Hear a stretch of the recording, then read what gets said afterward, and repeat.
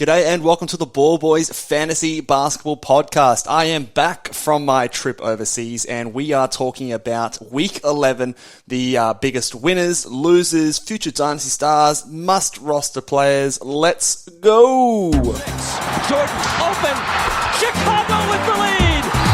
Bryant to Shaq! Not a game. We talking about practice. LeBron James with no regard for human life. Anything's possible! Bosh, back out to Allen. His three-pointer, bang! Curry for three. Wow! Unbelievable! Making it rain in New York. We the North, or now we the champions. Not the destination, it's the journey. Mamba out. G'day and welcome again to the Ball Boys Fantasy Basketball Podcast. I am your host, Mitch Casey, and you can find me on Twitter at Ball Boys Fantasy. I need to make sure I say that right because I have actually changed it. It used to be Ball Boys NBA. Now on Twitter at Ball Boys Fantasy. The reason that I've changed that is because soon, as early as tomorrow by the time, or maybe it's already up by the time you listen to this podcast, we will be starting to not only cover fantasy basketball, NBA fantasy, but we will also be launching a new fantasy AFL or an AFL fantasy podcast and YouTube channel. So I will leave a link down to that YouTube channel if you're watching over on YouTube.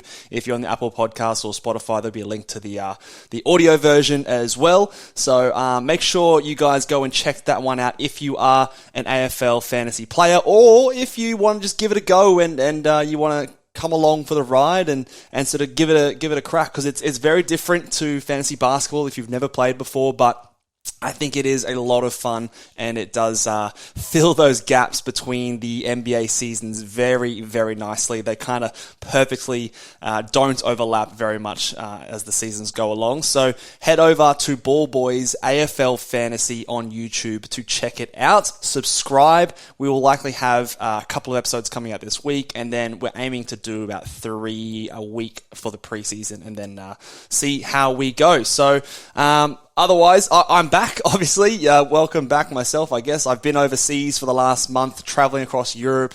I will admit, I have missed a lot of basketball. Shout out to the European time zone. It is not a great time zone to be watching NBA games. At least if you don't want to be getting up crazy early or staying up crazy late. And when I was there for a holiday, so I was doing lots of different activities, skiing, paragliding, lots of hiking, all this sorts of stuff, running around, seeing, sightseeing and that sort of stuff as well. So I did need my beauty sleep. So I will admit that I haven't caught as many NBA games as I would have liked. However, very much back into it now. So hopefully, now we'll get back into it, and I have no more holidays planned for the rest of the NBA season. So you are stuck with me until the end of the fantasy basketball playoffs at least, and into the AFL season if you choose to join me over there. But enough waffling on. Let's get stuck into our weekly recap of the week that just was. Week 11, a crazy week in the NBA. Obviously, we had Christmas, New Year's, all this sort of stuff, so schedule was a bit all over the place. But let's start with the Sweet Fantasy Basketball Award. Now, this one, this week is probably one of the biggest we've had of the season. In fact, it might be one of the biggest weeks we've had maybe ever in terms of fantasy basketball.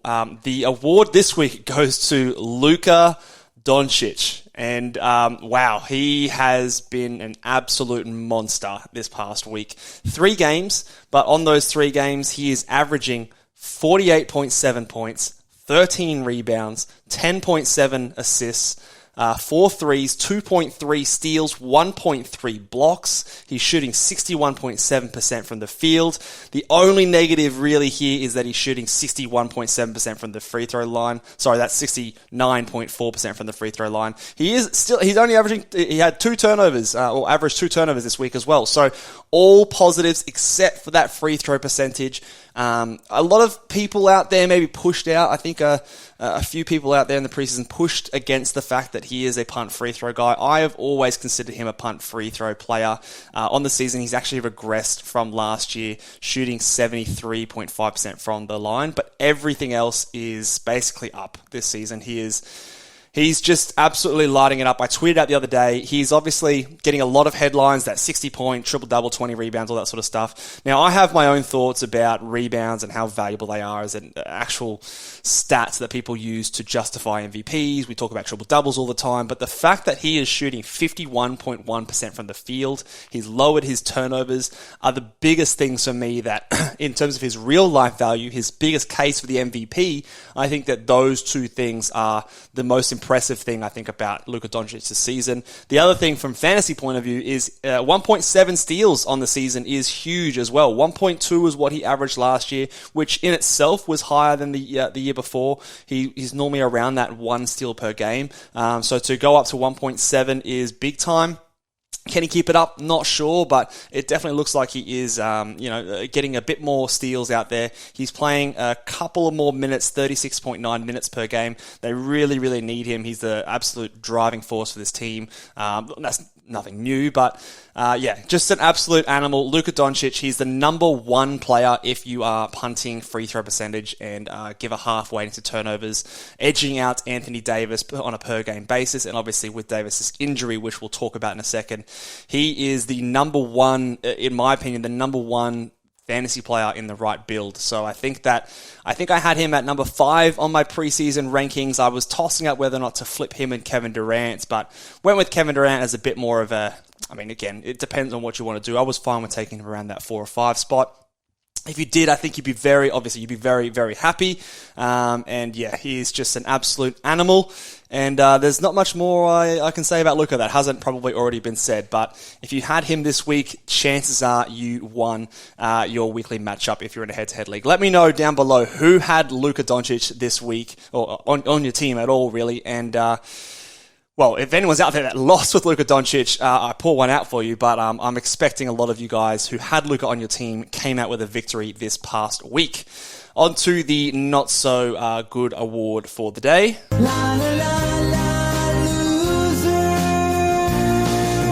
Yes, the fantasy loser of the week this week goes to my fellow Aussie, Ben Simmons. Not a good week. 308th ranked player this week, averaging on 3 games 5.3 points, 5.7 rebounds, 4 assists, a steal, 0.3 blocks, 47% from the field, and 0% from the free throw line. I think he hasn't hit a free throw since it's been a long time. When was the last time he hit a free throw? Oh, damn. It's the last time that Ben Simmons hit a free throw was the 25th of November. Wow, that's very impressive for the wrong reason. But anyway, we obviously are punting free throw percentage with Ben Simmons. But obviously 5 points, 5 rebounds, 4 assists is not going to be getting it done. I think he had a game in there, the last game, I think it was against Charlotte, that he was sick. He only played 19 minutes. But in saying that, the games before that weren't too great either. Again, we do need to preface Ben Simmons' stat lines that we weren't ever expecting threes. We weren't ever expecting good points, although I'd hoped for more than what we are getting, and we weren't expecting good free throw percentage. He is still averaging on the season. He is still averaging, as I pull up his averages here, 5.8 assists, 1.3 steals, 60% from the field, 6.6 rebounds is down a little bit more than I would have liked it to be, probably due to the 27 minutes a night that he is playing. But in terms of what you drafted him for, those are the things that you were hoping to get from him, and he is providing those for you. The 8 points and the lower attempts from the field, which further diminishes his field goal percentage impact, is what lowering his value at the moment, but I still think that in the right build, he is someone that is of a good value, and I'm not super concerned about Ben Simmons moving forward long term. The other good news is about that team is they're playing really well, and they're playing well with Ben Simmons playing, more minutes of late than the season numbers suggest. On the last little while, he's been averaging 26 minutes per night, and that is taken into account that game that he played only 19 because he was sick. So I don't think that this is something that we would expect from Ben Simmons moving forward.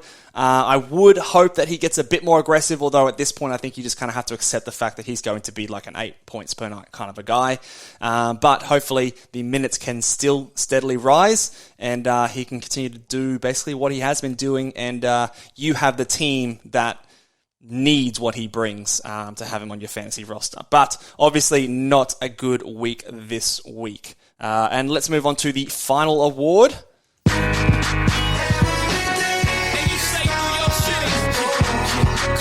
The final award is the Future Dynasty Star Award, and this week it is going to Emmanuel Quickley. Obviously, the big reason for this is we've got Jalen Brunson, we've got RJ Barrett out the last few games, and he is taking full advantage. Quickly, and he reminds me very much of another player that I really like, Bones Highland. But Quickly is a guy that I have always really liked. We've seen flashes of him putting up numbers in the past. The end of last season, he was putting up big numbers alongside a few other Knicks that got an extended run because of injuries and things like that. But he is, again, taking advantage of that now. And I think that things are slowly starting to turn in his favour for Emmanuel Quickley. We have seen the demise of Evan Fournier. Tibbs is tightening up his rotation a lot. I think he's only playing 9 guys regular rotation minutes at the moment, and Quickley is definitely the 6th man on this team. I think that even after those guys come back, Brunson and RJ Barrett come back, I still think that Emmanuel Quickley is going to be a guy that has earned himself minutes in the mid to high 20s, and for a player like Quickley, I think that's enough. It's going to be up and down, especially this season, but I think that he is someone that we've seen the upside, the points, the threes, the assists are all very good. The free throw percentage is very nice as well. So he is someone that is, he has the permanent upside, and we know the Knicks, they're always tinkering and trying to get into the playoffs at all costs. They are a team that likes to make big splashes and things like that, or at least their fans do as well. So even if he moves back to the bench, there is always a chance that he is someone that is involved in a trade, or if another player on this team is traded, forcing him into more minutes, that is something that he will benefit from. The fact that these starters are playing so heavy minutes loads also probably increases their risk of injury. So I think that he is always someone that, especially in a dynasty league, He's probably putting up numbers far exceeding what I would expect him to do in the future at the moment. But if we go the last 2 weeks at when he's been averaging 33 minutes per game, 20 points, 3.4 threes, 5 assists, 3.6 rebounds, a steal. He's shooting 85% from the free throw line. I think that is something that we could expect. So he is someone that could potentially have some top 50 seasons in the NBA in his future. He is only, how old is...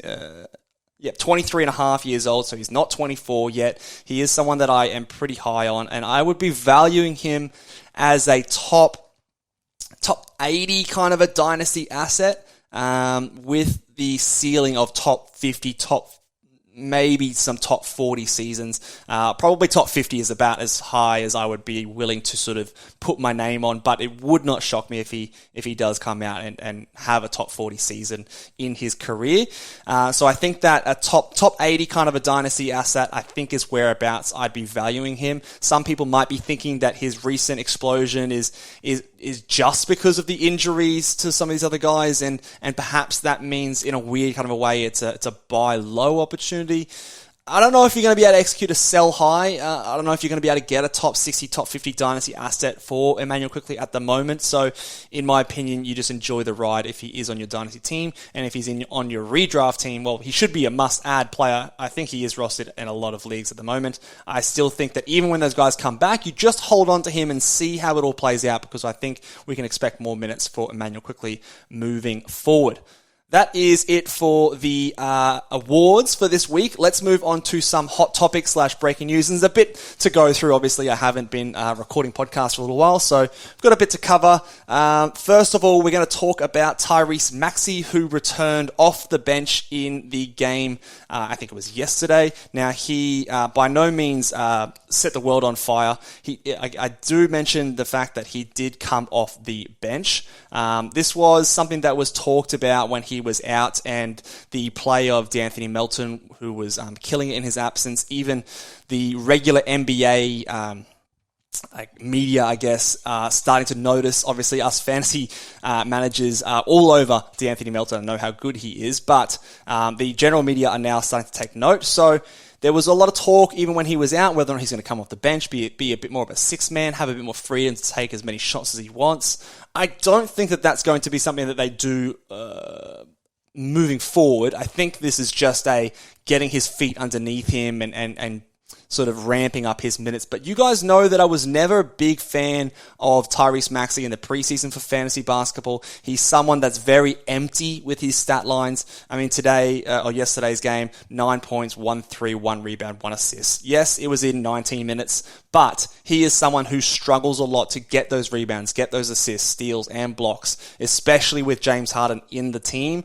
And I think that, look, he's back, but I was always on the sideline or on the side of Tyrese Maxey being overvalued in fantasy basketball. And I think that so far that has been proven right. On the season, he's the 93rd ranked player. When he was getting drafted inside the top 60, close to that top 50 zone, I was definitely pushing back on that. I had him more in the 80s to 90s kind of range, and that's so far at least where he is at the moment. So I would expect him to get his minutes back, capture that starting role. But again, I see him more of a top 100, top 90, top 80 guy at best, not the top 60, top 50 player that maybe some were hoping him to be, especially with a player like James Harden, who's playing really well right now, dominating the ball and just limiting in those other stats. He really relies on efficiency and scoring to provide his value. The next bit of news is the Anthony Davis update we got a couple days ago. Apparently he's, in quotes, trending in the right direction according to the coach. The more interesting thing, I think, was the quote and the interview Anthony Davis gave himself. He was speaking to some media members about talking to different doctors. I think he said he'd seen 5 different professionals, doctors, about different opinions and what the rehab process is going to be. He mentioned that potentially surgery was on the cards, but wanting to avoid surgery. He doesn't like surgery, so if he can avoid it, then he wants to do so. This, from the very beginning, this has been a very, very strangely reported injury. It's officially a stress injury, I think is the term that they're using. I tweeted quite a while ago saying that I did not think that this was good news. A lot of people sort of saw it as positive news that it wasn't confirmed a fracture. The way it's been reported is so strange that they still have not confirmed or denied whether there is a stress fracture or the severity of the stress injury. A stress injury does not eliminate the possibility of a stress fracture. It is an umbrella term that is used for multiple different injuries, and that can, encompass lots of different severities and rehab times. So at least that's what we call it here in Australia. It might be different in the States, and this is where a little bit of my knowledge, I work in the rehab industry, but again, the terminology and the reporting is different in America to here.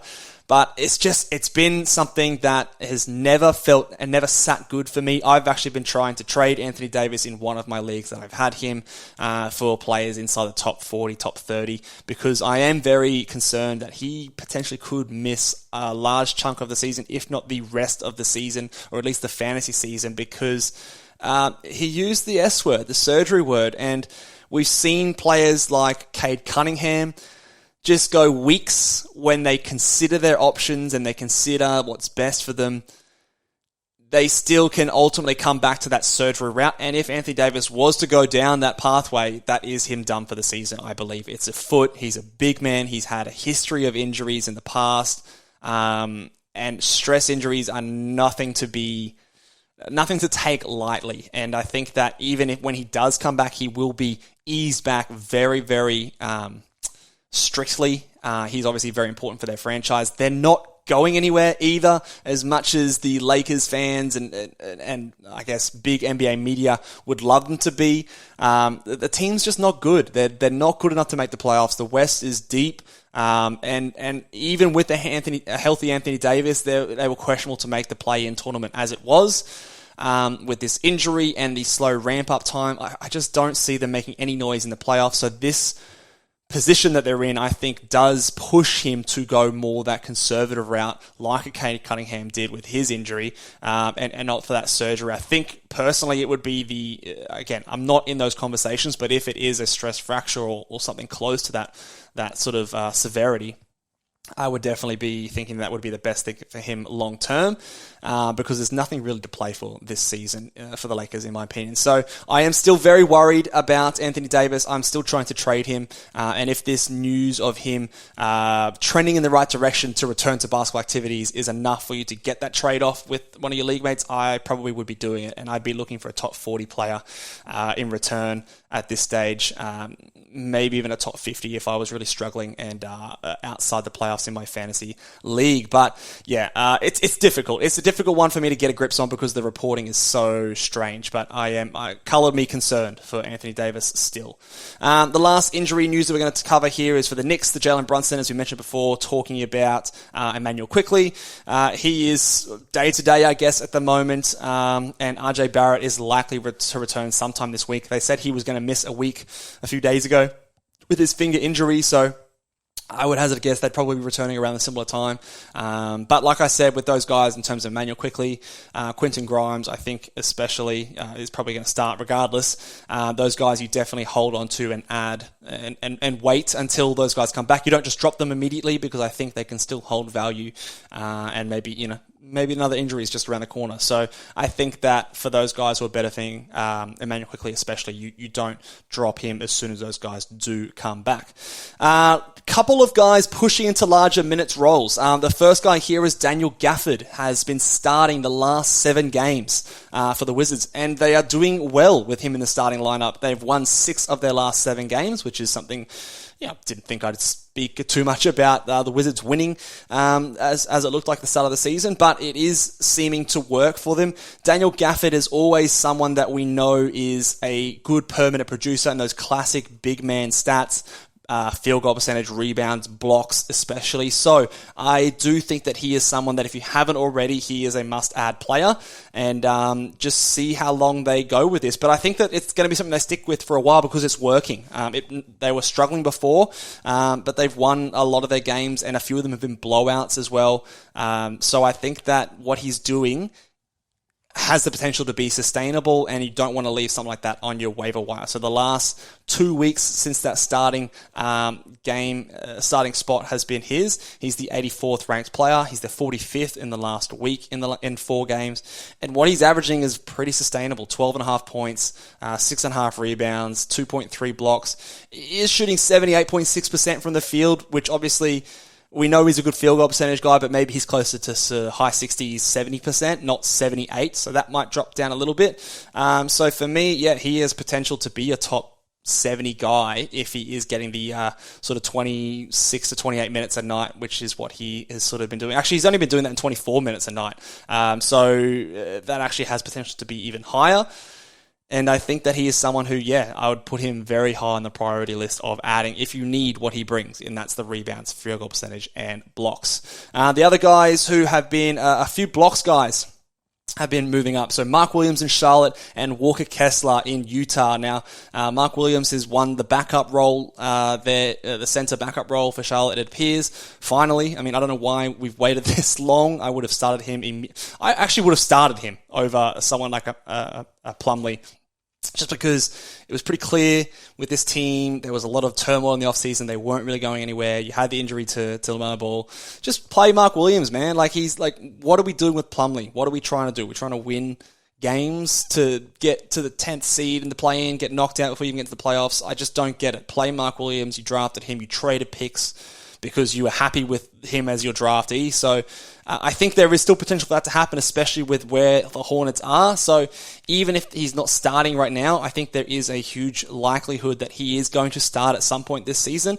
And with the fact that he is getting minutes consistently as the backup center now, he is a bit of a stashy kind of a guy. And again, he only provides classic big man stats. So if you're punting blocks or punting field goal percentage, he's probably not that valuable to you, but he is someone that if you have a bit of buffer room, if you're at the top of your standings, I would very much say that he's pretty much I wouldn't say he's a must-add because, again, there's a few different things that maybe I wouldn't add him. But if that is your team and you are looking for blocks, looking for field goal percentage or rebounds, and you can afford to ride the bumps a little bit at the moment, then I think Mark Williams makes sense to go and grab right now. And hopefully this switch happens sooner rather than later. And then Walker Kessler has been getting more minutes recently over Jared Vanderbilt. He is playing well. Again, very similar to Mark Williams. They're almost identical in terms of stat sets. Maybe Walker Kessler has a higher ceiling fantasy-wise if they played equal minutes. And I think that he is someone that he's probably got more value right now than a Mark Williams, but I don't know if his ceiling and potential is as high because I think that I'm more confident in Mark Williams becoming the out-and-out starting center 28, 30 minutes a night than I am with Walker Kessler, especially with how Utah are playing and where they are in the standings. If they were tanking like we all thought they would be, then maybe a different story. And there still is potential for that to happen. Lots can change between now and the end of the season, but I think priority for right now production would be Walker Kessler. For future, if you can afford to stash a little bit now, Mark Williams would be my pick there. So that's how I'm seeing that at the moment, but I think both are pretty similar in value. So if you missed out on one, I would definitely go and grab the other one if you can. Although I think a lot of them are getting picked up at the moment. So, but double check your waiver wire and see if they are there. All right, let's go on to the waiver wire. Speaking of waiver wire, and I've got a few must-add players. We've talked about a few of them already. Must-adds, I've got Walker Kessler. I have him in the must-add list and not Mark Williams just because he is a bit more immediate production. The minutes are higher and more secure, more consistent. So he, to me, is a must-add. But again, keep in mind, I don't know if the upside is quite as high as a Mark Williams, but the patience is not as required for him. Quentin Grimes, I think, is a must-add player, playing really well. He's not the most fantasy-friendly, so his upside I don't think is super high, but he's starting, he's playing well, and I think he's doing enough to be a 12-team league guy, so I think he's a must-add. Emmanuel Quickly, obviously, is a must-add. If you haven't added him already, what are you doing? Wake up. But I also want to preface and emphasize the fact that he is not someone you drop when those guys do come back, at least not right away. He might get there, but I would wait and see. Daniel Gafford is a must-add player. Onyeka Okongwu is a must-add player whilst Clint Capella is out, so it's a short-term one there. And also Jalen Williams. I didn't mention this in the breaking news, but obviously the injury to Aleksej Pokusevski, I think, helps Williams the most. I think that he is someone that we've always been keeping an eye on. There was potential there, but I think it's really starting to come along now. So I would be grabbing him now and making sure that he is on my roster when it comes time to fantasy playoffs, because like we know with rookies, when it comes to that post-All-Star break, they often take off and do a lot better. And a team like OKC, who are going to be playing their young guys down the stretch, he is someone that is doing enough now. He's the 51st player of the last week, 89th of the last 2 weeks in totals, around top 100 on a per-game basis. So for me, that's definitely good enough to be holding on to my team right now with even further upside in the future. So I think that Jalen Williams is a really good grab right now, and someone who is probably available in too many leagues, 67% on the advanced ownership according to Basketball Monsters. So he is available in a lot of your leagues, so I would be checking to make sure that he is, you are the team that goes and grabs him, because I think that we're going to see some good stat lines from him moving forward.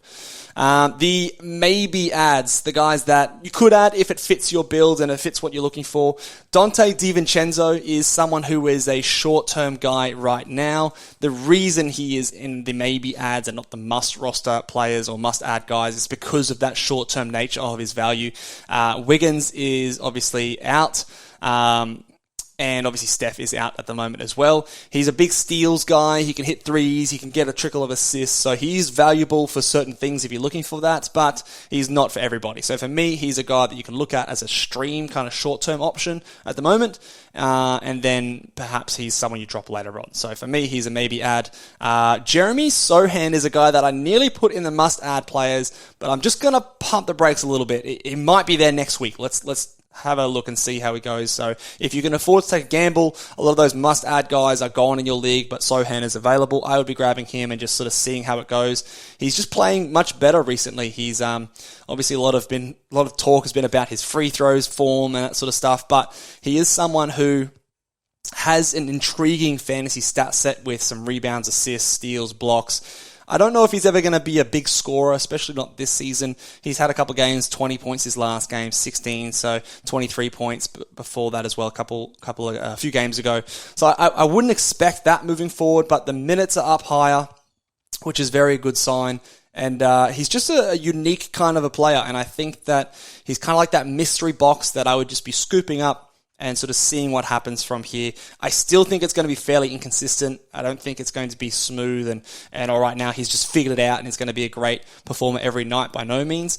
But I think that he is someone that I would be definitely labeling as a speculative to very solid ad at this point. He is 81% rostered according to Basketball Monster as the advanced ownership numbers suggest. So more than some of those other guys, but he's still available in a lot of leagues. So I would be scooping him up if you can afford some ups and downs. And then Mark Williams is the other guy I've got here. We've talked about him already.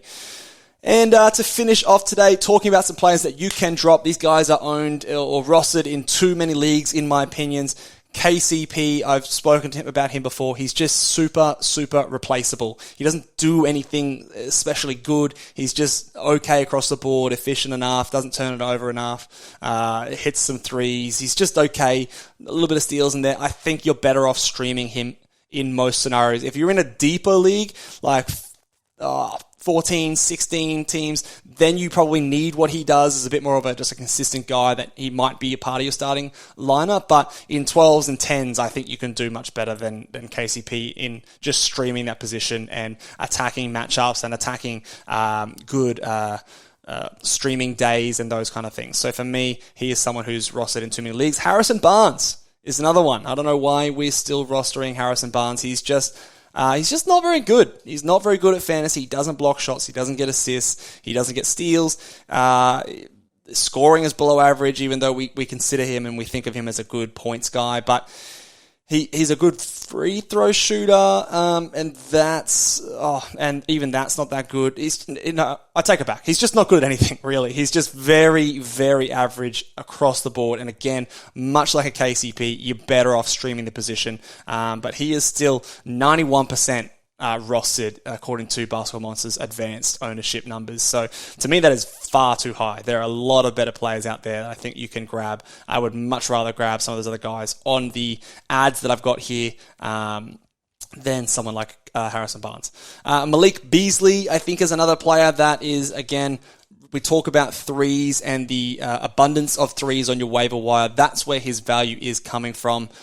So I think that he is someone that he can have his good games. He can put up good numbers. But I think it's again, I'm using the word replaceable. I think you can do better streaming that position because the consistency is not going to be there night to night. Yes, he had 5 threes in the last game, but he did it in 18 minutes. It's not sustainable in my opinion. And again, rostered in 90% of advanced in competitive leagues. So I think that he is someone that you can definitely do better. He is someone that has a good streaming week on the next week. So sure, you can maybe hold him for that. But when we're considering long term, and if there's one of those must add guys out there, or if you're looking a bit more of like a rest of season ad, then I think that Malik Beasley is definitely someone that you can afford to drop. Malcolm Brogdon, as it pains me to say it, is someone who's in my 30-team dynasty league. Obviously, I'm not dropping him in a 30-team league, but in 12-team leagues, I think you can drop him. He seems to be suffering with the result of Robert Williams coming back. Derek White is getting a lot more minutes than he is at the moment. They could switch, but he's just not good enough to sit through this. And so I think that he's someone that you can, again, stream his position. And just reiterating the fact that Keegan Murray is someone that you can drop. I probably won't even put him on the slide here, but Jalen Smith is someone you can absolutely drop. I'm sure you would have already. But Keegan Murray is still rostered in too many leagues. 80% of competitive leagues he's still rostered in, and he's just not doing enough. We had high hopes. The translation numbers were good, but on a team like Sacramento who are trying to win right now, they're they can't afford to feed him touches or push him out there for big minutes, even if he's not doing well. So for me, that makes him someone that I'm not willing to wait around for, as opposed to someone like a Jabari Smith. When they have poor weeks or stretches, I'm more confident in a player like that coming good, because I know the opportunity will be there. For Keegan Murray, it might not. It's going to dry up, and he's just not been good enough to sit through this. On a per-game basis, he's outside the top 150, and it hasn't shown really any signs of improving, at least for large chunks of the season. So I wouldn't be worried too much about someone snapping him up if I was to drop him. So that will do it for us today, guys. Let me know in the comments down below what are your New Year's resolutions and what you hope to happen in 2023 for your fantasy teams. Let me know if you are keen to check out the AFL Fantasy YouTube channel. Again, I will get you guys. Head over to the YouTube channel. It is up and available now. You can subscribe already. Videos will be coming, and I'll catch you guys next time. Laters.